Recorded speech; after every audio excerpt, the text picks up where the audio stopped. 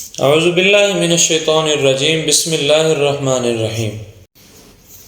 ناظرین کرام، جیسا کہ سبھی جانتے ہیں کہ بسم اللہ الرحمن الرحیم ایک ایسا عربی کلمہ ہے جو دنیا کے تمام مسلمان استعمال کرتے ہیں، چاہے وہ کسی بھی زبان سے بولنے والے ہوں، اور یہ قرآن پاک کا ایک ایسا جزو ہے جو ہر سورت سے پہلے آتا ہے سوائے سورت توبہ کے۔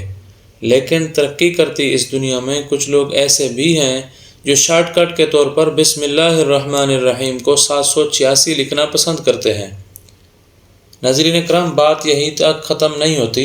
کچھ لوگ تو 786 حروف پر اس حد تک یقین رکھتے ہیں کہ 786 والا نوٹ ان کی روزی میں اضافہ کر دے گا، اس لیے وہ لوگ مرتے مر جاتے ہیں، لیکن اس نوٹ کو اپنے علاج پر بھی لگانا گوارا نہیں کرتے۔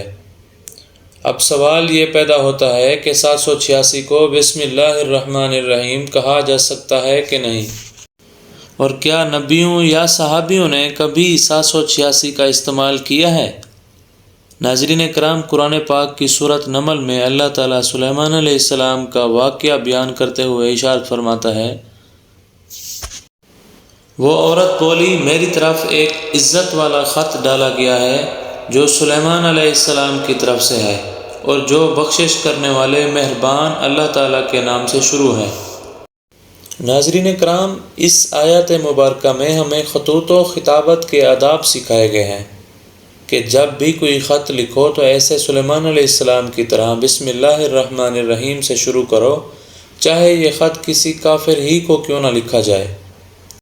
ناظرین کرام، 786 لکھنے کا نقصان یہ ہے، نبی کریم صلی اللہ علیہ وآلہ وسلم نے فرمایا کہ قرآن کے ہر لفظ کے بدلے 10 نیکیاں ملتے ہیں، اور 786 کوئی قرآن کی آیت نہیں ہے۔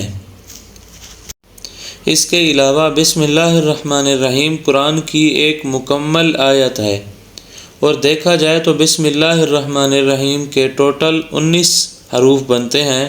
مطلب اگر ایک بار بسم اللہ الرحمن الرحیم کہا جائے تو 199 نیکیاں بنتی ہیں، اور اسی جگہ اگر ہم 786 لکھ دیں تو کتنی نیکیاں ملیں گی، اور قرآن و سنت سے بھی کہیں سے ثابت نہیں ہے۔ ناظرین کرام، دلچسپ بات یہ ہے کہ بسم اللہ الرحمن الرحیم کے 786 نہیں بلکہ 787 حروف بنتے ہیں، جبکہ 786 تو ہری کرشنا کے اعداد بنتے ہیں۔ ذرا اسکرین پر ان اعداد کی تعداد دیکھیں۔